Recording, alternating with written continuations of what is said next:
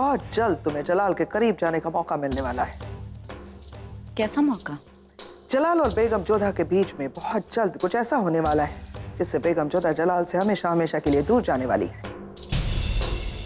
अब जलाल के करीब कैसे पहुंचना है, जलाल को कैसे हासिल करना है, इसके बारे में सोचना तुम्हारा काम है। बाकी सब हम संभाल लेंगे।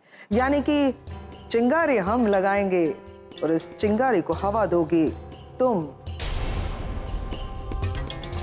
और भड़की हुई आग को और भड़काने में घी का काम करेगी जलाल के दिल में बेगम जोधा के लिए नफरत। तैयार रहना बेनजीर, बहुत जल्द एक कनीज से मुगल सल्तनत की शहंशाह के बेगम बनने का मौका मिलने वाला है तुम्हें। मुबारक हो। खुदा हाफिज। खुदा हाफिज। समझ नहीं आता ये महामंगा खुद को समझती क्या है। इन्हें ऐसा क्यों लगता है कि हम उनकी कठपुतलियां और यहाँ जो कुछ भी हो रहा है ये इनकी मर्जी से हो रहा है। परेशान करके रखा है। बेनजीर, हमारी मानो तो शहंशाह से पहले तुम इन्हें डस लो। नहीं जाकिर, जिनके कंधों पर पैर रख के आगे बढ़ना हो उनके सिर नहीं काटे जाते। महामंगा जोधा बेगम के खिलाफ मुहिम पर है। उनकी यही कोशिश हमारा काम आसान कर रही है। बेचारी ये नहीं जानती जिसे वो जोधा बेगम की जगह देना चाहती है वो उनकी कठपुतली नहीं, एक विष कन्या है जो उनके इशारों पे नहीं नाचेगी, मौत बनकर जलाल के सिर पे नाचेंगी। हुजूर, आज नजमा और रुखसार बेगम में फिर से झगड़ा बढ़ गया। नौबत हाथापाई तक की आ गई। या खुदा, अब किस बात पर झगड़ा हो गया उन दोनों का? कुछ खास नहीं हुजूर, मुल्तानी कारीगरी के तोड़े, नथ और जूतियां आई थी नजमा के लिए। रुखसार बेगम के लिए सामान नहीं आया और इसी बात को लेकर नजमा उसे ताने मारने लगी और झगड़ा बढ़ गया हुजूर। अब ऐसा क्या ताना मारा नजीमा ने? यही कि जश्न में उसे पुराने कपड़े पहन के जाना होगा। जश्न? कैसा जश्न? हमें माफ कर दीजिए हुजूर, हमें लगा आपको खबर मिल गई होगी। हमें माफ। बताओ हमें, कैसा जश्न? शहंशाह ने ऐलान किया है कि क्या ऐलान किया है शहंशाह ने? हम बताते हैं बेगम रुकैया। शहंशाह के चहीते छोटे भाई मिर्जा हकीम का निकाह तय हुआ है, उसी का जश्न है ये।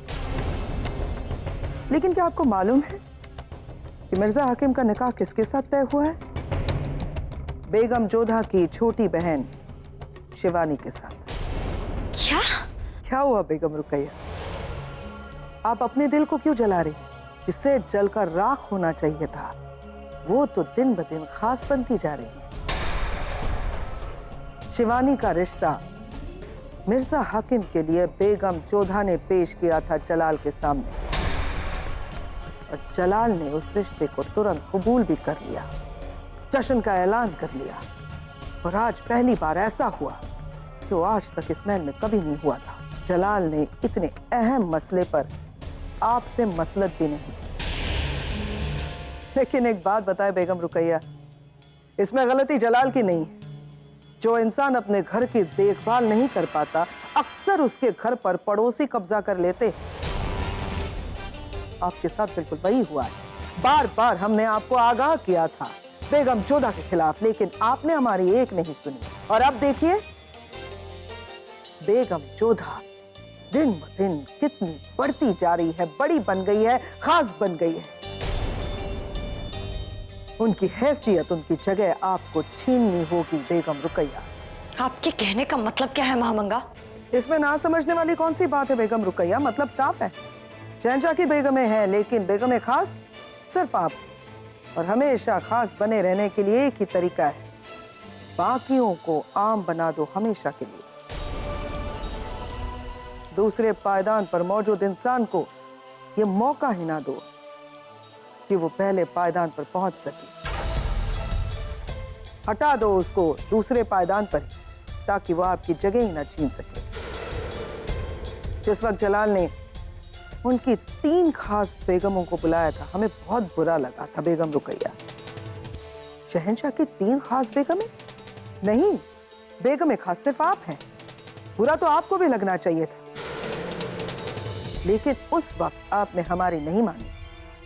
बेगम जोधा ने मिर्जा हकीम के रिश्ते के बारे में आपसे मसलत करनी चाहिए थी, आपको पूछना चाहिए था, लेकिन उन्होंने ऐसा नहीं किया। जबकि उन्होंने मलिका आजम हमीदा बानो से इस रिश्ते के लिए इजाजत ले ली। अब भी वक्त है बेगम रुकैया, हमारी बात मानिए। बेगम जोधा को दूर कीजिए जलाल से, तभी जलाल आपके करीब रह पाएंगे। खुदा हाफिज।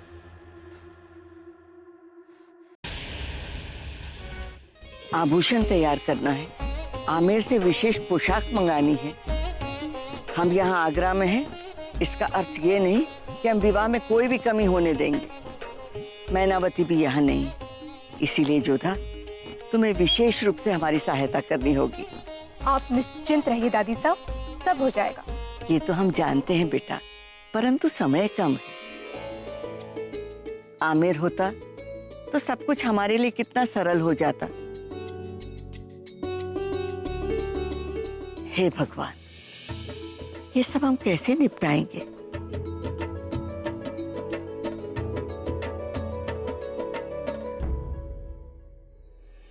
आदाब भाभी जान। स्वीकार किया। वैसे मिर्जा साहब, शिवानी यहाँ पर नहीं है। नहीं भाभी जान, हम शिवानी को नहीं ढूंढ रहे थे, हम तो आप ही के पास आए थे। अच्छा, हमसे आपको ऐसा क्या काम आ गया? भाभी जान, दरअसल हमने सुना है कि महल के उत्तर पूर्वी कोनों में कुछ काम चल रहा है। पत्थरों की बहुत ही खूबसूरत नक्काशी की जा रही है। हाँ तो हमने ये भी सुना है कि आपकी छोटी बहन को ऐसी कारीगरी में बहुत दिलचस्पी है। परंतु अब ये सारी बातें हमें क्यों बता रहे हैं? वो इसलिए ताकि आप एक अच्छी भाभी जान होने का फर्ज अदा कर सकें और अपनी बहन को जाके पूछें कि अगर उनकी इजाजत हो तो हम उनके साथ अकेले में वहां कुछ वक्त बिताना चाहते हैं। आपका संदेश हम शिवानी नहीं, आपकी प्रिय को अवश्य पहुंचा देंगे।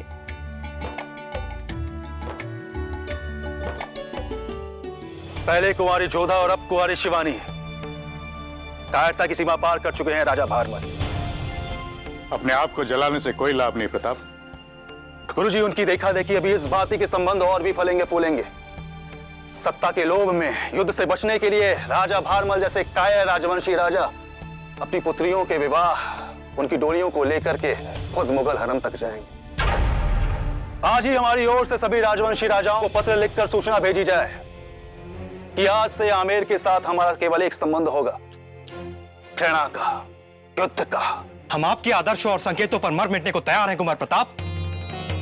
हमारे पिता भी मुगलों के साथ मित्रता का हाथ बढ़ाना चाहते हैं, इसीलिए हम अपने पिता और अपने कुल को त्याग कर यहाँ आए हैं। जलालुद्दीन के दिए हुए दान में अपने ही देश का राजा बनना हमें स्वीकार नहीं है कुमार प्रताप। प्रताप, हमें अपनी शक्ति बढ़ानी होगी, अपना संदेश अधिक से अधिक लोगों तक फैलाना होगा। सुना है आजकल महात्मा तुलसीदास जी अलग जगाई हुई, अपने भारत भूमि को एक धर्म भूमि के रूप में जगाने के लिए हमें उनसे भी सहायता मिल सकती है प्रताप। एक कवि होकर भी आमेर के कायर राजवंशियों से कहीं अधिक देश की सेवा कर रहे हैं, तो स्वामी तुलसीदास जैसे भक्त कवियों से शक्ति मिलेगी। हम स्मरण रहे सबको, मुगलों के विरुद्ध हमारे संघर्ष को किसी भी स्तर पर हमें आगे लेकर जाना है, चाहे इसमें हमारे प्राण क्यों न चले जाएं। कुंवर प्रताप की जय हो, कुंवर प्रताप की जय हो, कुंवर प्रताप की जय हो, कुंवर प्रताप की जय हो, कुंवर प्रताप की जय हो।